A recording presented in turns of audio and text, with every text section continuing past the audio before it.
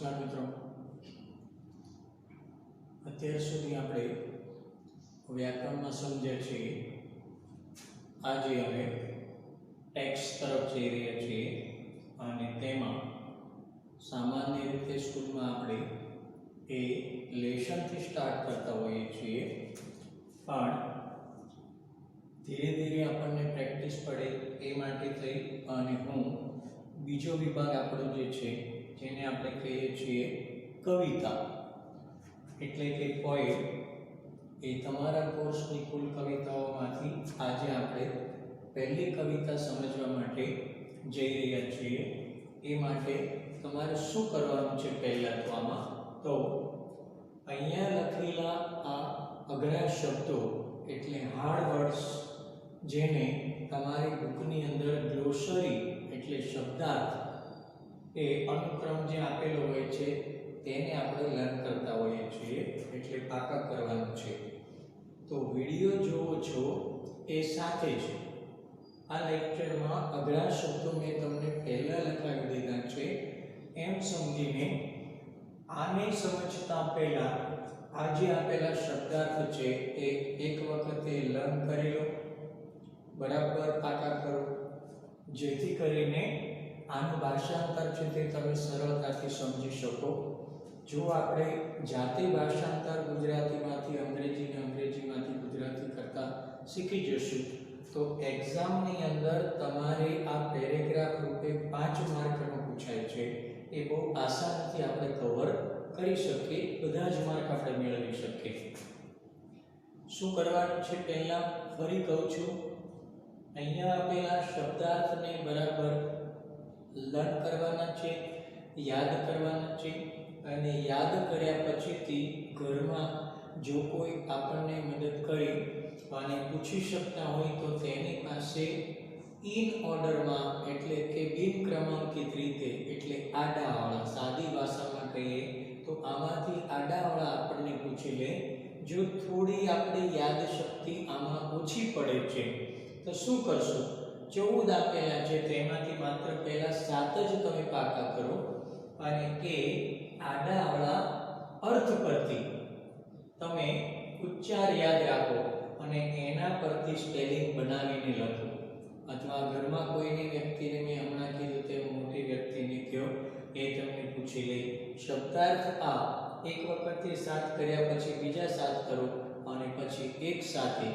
જો ઘરમાં કોઈ પૂછી શકે તેમ હોય તો વધારે સારું, નહીં તો હમણાં મેં કીધું તેમ લર્ન કર્યા પછી આપણે એને ઇન ઓર્ડરમાં એટલે ઓર્ડર એટલે ક્રમ અને બિન ક્રમાંકિત રીતે એટલે આડાવાળા લખી અર્થ લખશું. અર્થ પછી ઉચ્ચાર અને એનો સ્પેલિંગ બનાવતા શીખશું તો સરળતાથી તમને આમાં ભાષાંતર આવડી જશે. અહીંયા આપણે સમજી શકો તમે એ માટે એક તરફ મેં સ્પેલિંગ લખ્યા છે, સામે કવિતાની થોડી પંક્તિઓ લખું છું, એટલે બધી જ ક્રમશઃ જોતા જઈએ છીએ આપણે અને એ પછી શું કરીએ છીએ એને આપણે ભાષાંતર કરતા જઈએ છીએ. જો ભાષાંતર તમને બરાબર આવડી જશે તો પરીક્ષાની અંદર આ તમને શું આપે છે તો કે read the stanza and answer the question given below it. એક સૂચના આપવામાં આવી છે કે નીચે આપેલી કવિતાનું પઠન કરો અને તેની નીચે આપેલા સવાલના જવાબ બનાવો. સામાન્ય રીતે આપણે કવિતાની લાઈનો લખી નાખતા હોઈએ છીએ, તેમ નથી કરવાનું, પણ આપણે આપણી રીતે સમજી અને સાદી રીતે એના કાવ્ય પરથી જવાબ લખવાના છે. એ ક્યારે શક્ય બને તો કે જ્યારે આપણને ભાષાંતર આવડતું હશે ત્યારે. ચાલો મિત્રો શરૂ કરીએ છીએ આપણે આનું ભાષાંતર. એ માટે પહેલાં તમારે આ બરાબર લર્ન કરી લેવાના છે, જેથી કરીને ભાષાંતર તો હું તમને સાથે લખી આપું છું સમજાવવા સાથે, પણ તમારે એ તમારી જાતે યાદ રાખવાનું છે.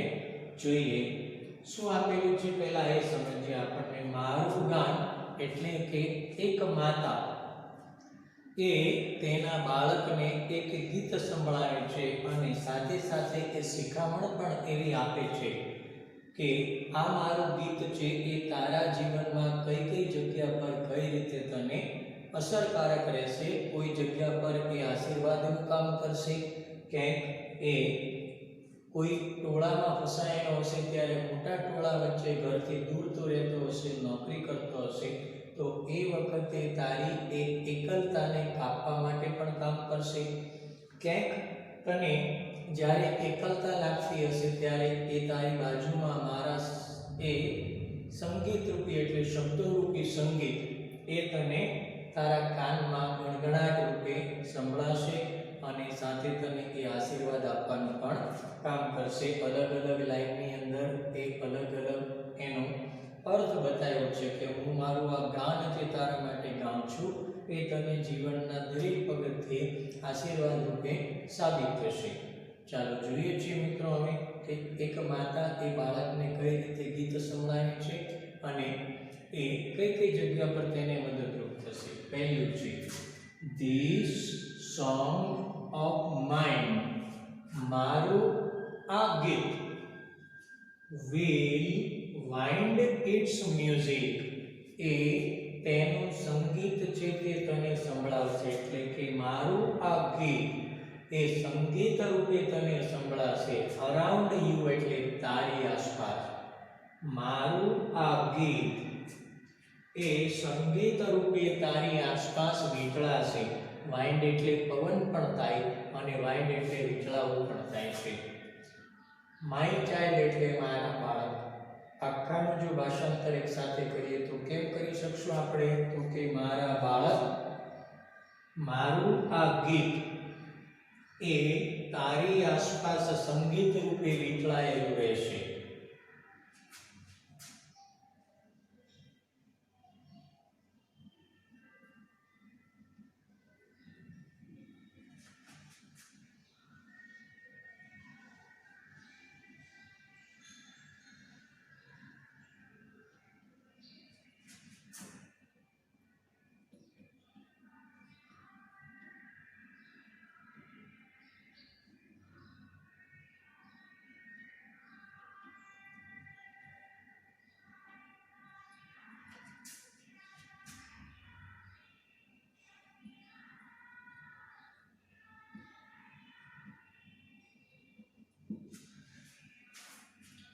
ફરી સમજીએ.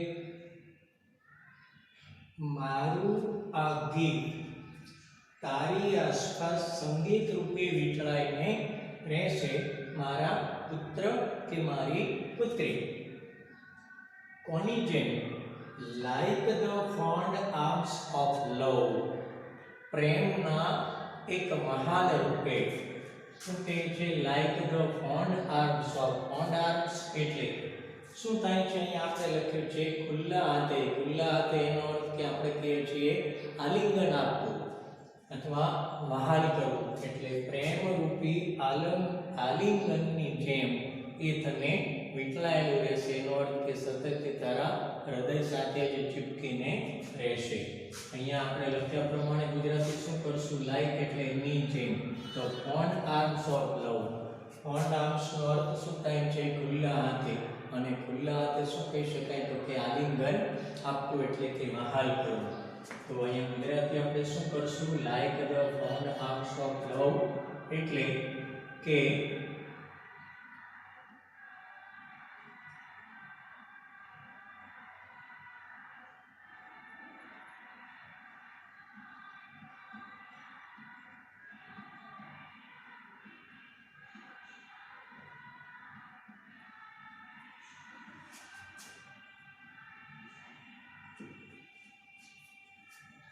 આ છે આપણી પહેલી લાઈન. એનું આ ભાષાંતર છે. જઈએ સેકન્ડ લાઈન પર. હવે the song of mine will touch your forehead. Forehead શું આવ્યું? કરી માઇન એટલે મારું. આગળ પણ આવ્યું છે, અહીંયા પણ છે. ફોરહેડ એટલે થશે કપાળ. અને એમાં બીજો એક લાઈન છે, શબ્દ છે like a kiss of blessing. Blessing એટલે શું છે? તો કે આશીર્વાદ. આખાનું જો ગુજરાતી કરીએ તો શું થશે? તો કે મારું આ ગીત એ તારા કપાળને સ્પર્શશે. ધીસ સોંગ ઓફ માઇન, મારું આ ગીત, વિલ ટચ સ્પર્શશે યોર ફોરહેડ એટલે તારા કપાળને. લાઈક ની જેમ. અહીંયા લાઈક નો અર્થ એટલે ગમવું નથી થતું, પણ ની જેમ થશે. આ કિસ ઓફ બ્લેસિંગ એટલે આશીર્વાદના ચુંબનની જેમ અથવા ચુમ્મીની જેમ કે વહાલની જેમ, આશીર્વાદના વહાલની જેમ એ તારા કપાળને સતત મારું આ ગીત સ્પર્શતું રહેશે. કઈ રીતે આવશે? This song of mine, મારું આ ગીત તારા કપાળને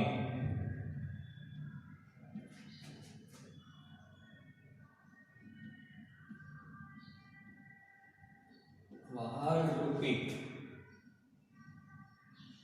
આશીર્વાદ જેમ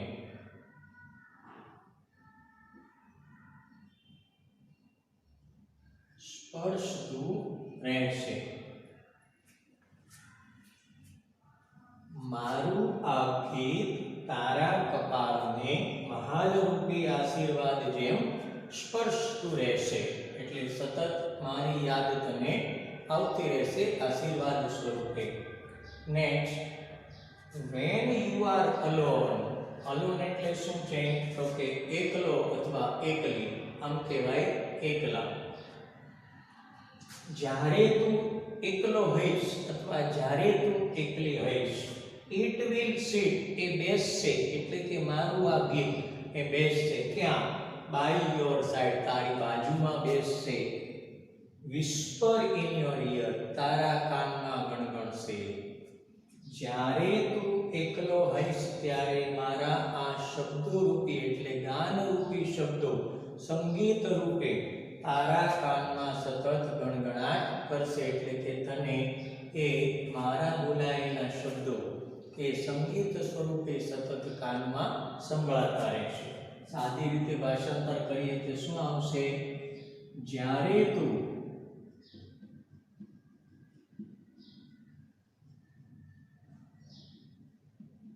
એકલો હોઈશ, ઈટ એટલે મારું ગીત,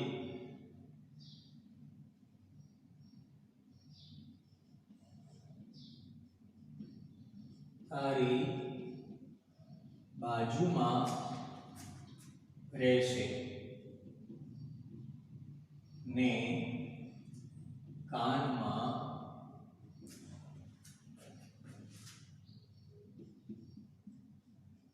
ગણગણતું રહેશે. વિસ્પર એટલે ગણગણાટ કરવો, ધીમે ધીમે. જે વર્ગની અંદર કોઈ બેનપણીઓ અથવા ભાઈબંધો વાતો કરતા હોય છે ધીમે ધીમે અવાજે, એને ગણગણાટ કહે છે. વિસ્પર એવો શબ્દ કહેવાય છે. શું કહે છે ફરી? જ્યારે તું એકલો હોઈશ ત્યારે, ઇટ મીન્સ કે મારું ગીત તારી બાજુમાં રહેશે અને કાનમાં એ ગણગણાટ કરતું રહેશે. શું છે નેક્સ્ટમાં જોઈએ? when you are in the crowd. Crowd એટલે શું છે? જોઈએ અહીંયા શું છે ક્રાઉડ એટલે? તો કે ટોળું. એનો અર્થ કે જ્યારે તું ટોળામાં હશે, જ્યારે તું ટોળામાં હશે, it will, ફરી વખત it એટલે શું છે? તો કે my song. fence you એટલે કે તારા પ્રત્યે વાડ કરશે એટલે રક્ષણ કરશે. બંને રીતે આવી શકે. જો અહીંયા ફેન્સ એટલે વાડ કરવી, સામાન્ય રીતે ફેન્સિંગ એવો શબ્દ આપણે બોલીએ છીએ વાડ માટે. એ મૂળ રૂપ એનું થાય છે ફેન્સ એટલે વાડ કરવી. વાડ કરવી એટલે આપણે એક સીમા બાંધીએ છીએ. તો અહીંયા પણ બહુ મોટા ટોળાની વચ્ચે એટલે અનેક લોકોની વચ્ચે તું હોઈશ ત્યારે it will fence you, એ તારું રક્ષણ કરશે. with you, about, with, અલોપનેસ. ફરી નવો શબ્દ આવ્યો છે અલોપનેસ. શું આપે છે? એકલતા. તો એ આખા ટોળાની અંદર પણ જ્યારે તું એકલતા અનુભવતો હોઈશ ત્યારે તારી એક એકલતાનું રક્ષણ કરશે. એટલે જ્યારે તું ટોળામાં હશે ત્યારે મારું ગીત તારી એકલતા ફરતે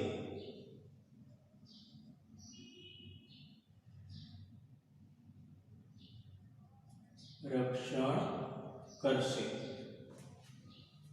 એનો અર્થ કે કોઈ લોકોની વચ્ચે તો રહે છે પણ એ લોકોમાં પોતાનાપણું અથવા તો જે સ્વજન જોઈએ એ નથી મળતો, તો એ સ્વજનનું કામ કોણ કરે છે? સ્વજન આપવાનું કે સંબંધી અથવા નજીકની વ્યક્તિ આપવાનું કામ, તો કે માતાના બોલાયેલા એ આશીર્વાદ રૂપી શબ્દો એ તમારું રક્ષણ કરવાનું કામ કરે છે એવા અર્થમાં છે. શું કહે છે ભાઈ? when you are in the crowd, જ્યારે તું ટોળામાં હશે અથવા હોઈશ, it will fence you about with aloofness, ત્યારે મારું એ ગીત એ તારી એકલતા પર તે રક્ષણ કરશે અથવા રક્ષણ કરવાનું કાર્ય કરશે. Next, my song will be like a pair of wings. શું કહે છે? પાંખો. pair of wings એટલે પાંખોની જોડી.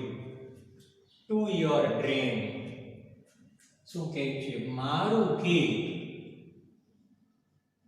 એ કેવું કામ કરશે? will be like, એની જેમ વર્તશે. શું આપશે? pair of wings એટલે પાંખોની જોડી આપશે. શેને માટે પાંખોની જોડી આપશે આ ગીત છે તે? તો કે to your dream એટલે તારા સ્વપ્નને. એનો અર્થ કે તું ઘરેથી જે આશીર્વાદ લઈને જાય છે, તો તારું જે સ્વપ્ન પૂરું કરવા માટે તું જાય છે, એ સ્વપ્નને પૂરું કરવા માટે જે આશીર્વાદ રૂપી પાંખો છે એ મળવી જોઈએ. એ આશીર્વાદ રૂપી પાંખો આપવાનું કામ એ આ મારું ગીત કરશે. શું આપણે ભાષાંતર કરશું? તો કે મારું ગીત તારા સ્વપ્નને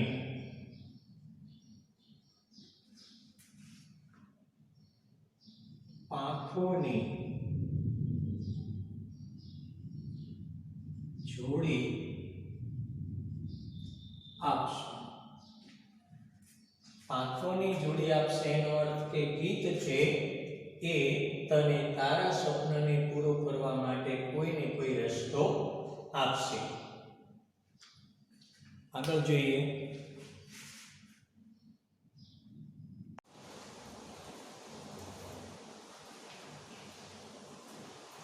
મિત્રો આગળ હવે બાકીની 4 લાઈનમાં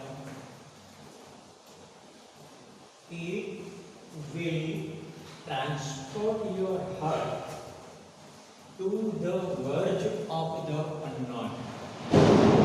It will transport. અહીંયા it એટલે આપણે શું લઈએ છીએ? તો કે અહીંયા it નો અર્થ થાય છે કે એ ગીત. એટલે કે it will transport your heart, મારું એ ગીત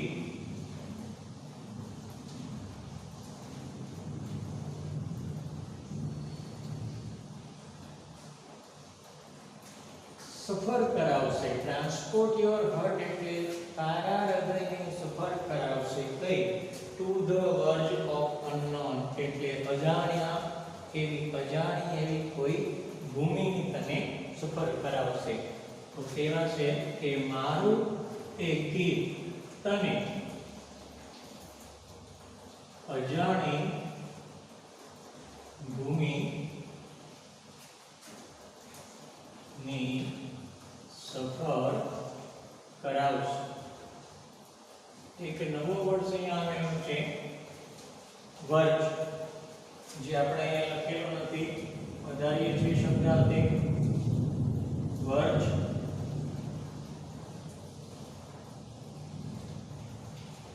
એટલે થશે સફર.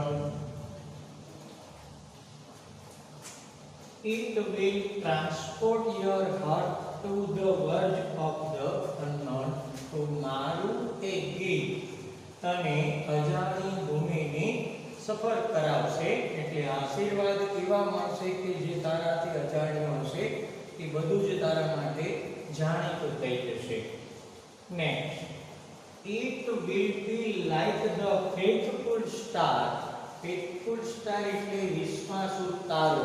એને આપણે કહીએ છીએ ધ્રુવ તારો, કે જે વર્ષોથી આપણે જોતા આવ્યા છીએ કે જ્યારે વિજ્ઞાનની અંદર કોઈ વિશેષ દિશા સૂચન કરતું એવું મેગ્નેટની શોધ નથી થઈ, ત્યારે ધ્રુવનો તારો એ જ લોકો માટે એક દિશા સૂચનનું કામ કરતો હતો. તો અહીંયા એ અર્થમાં છે it will be like the faithful star. એટલે કે તે મીન્સ કે અહીંયા મારું ગીત એ તારે માટે એક faithful star એટલે ધ્રુવ તારો બની રહેશે. When dark night is over your road, કે જ્યારે તારા રસ્તાની અંદર કોઈ અંધકાર પથરાઈ જશે ત્યારે મારું એક ગીત કે તારે માટે ધ્રુવની જેમ પથદર્શક એટલે ધ્રુવના તારાની જેમ પથદર્શક બની રહેશે.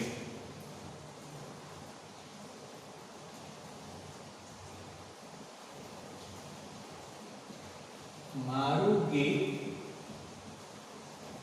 તારા માટે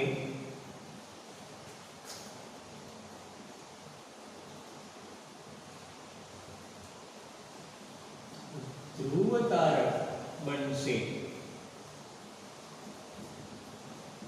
કે જ્યારે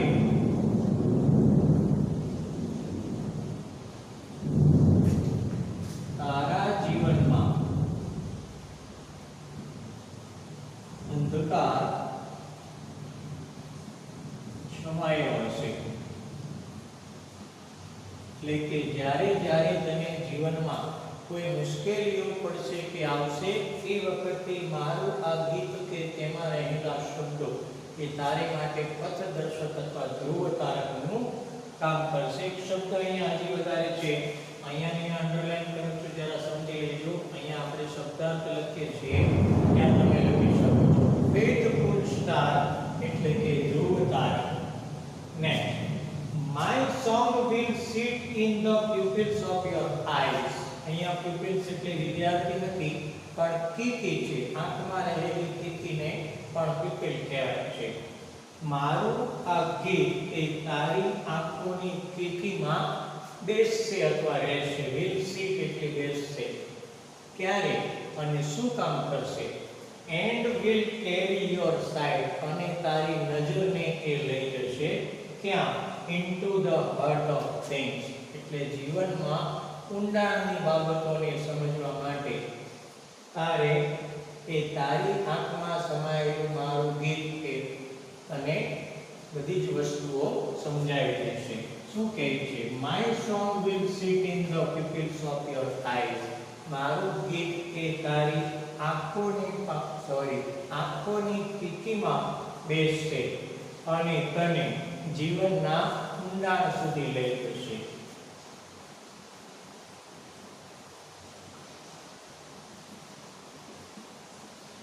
મારું ગીત તારી આંખોની કીકીમાં રહેશે કે જે તને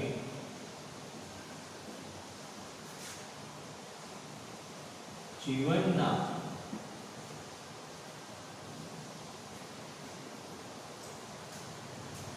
યોર સાઇડ એટલે થયેલું છે જે તારી દ્રષ્ટિને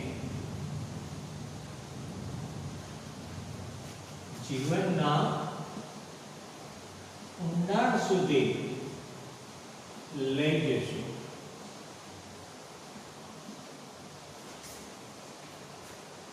શું કહે છે લાસ્ટ ટાઈમમાં? એન્ડ અને when my voice is silent in death, જ્યારે મારો આ માનવીય અવાજ તે મૃત્યુથી શાંત થઈ જશે. is silent એટલે શાંત થાય છે, death એટલે મૃત્યુથી. એટલે કે જે તને મારો પ્રત્યક્ષ અવાજ સંભળાય છે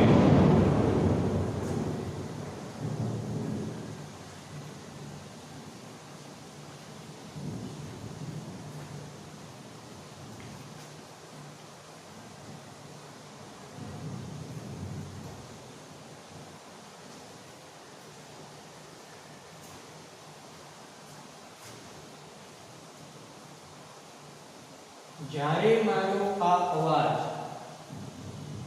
અને જ્યારે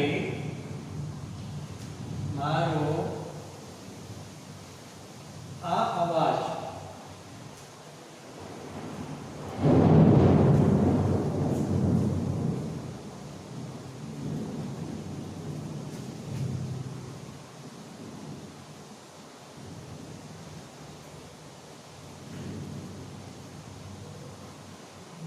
મૃત્યુ પામશે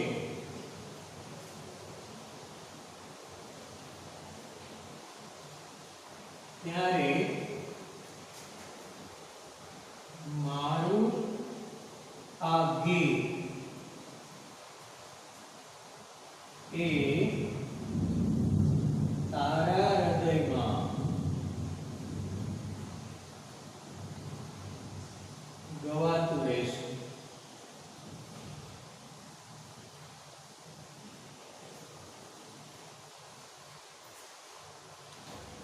આ છે મિત્રો કવિતા. મેં કીધું તેમ કે એક્ઝામમાં આપણને એ 5 માર્કમાં પૂછાય છે. કોઈ પેરેગ્રાફ આખી કવિતા ન આવે, 4 થી 5 લાઈનો, અને એ પછીથી એના પરના સવાલના જવાબ આપણે આપવાના હોય છે. Thank you.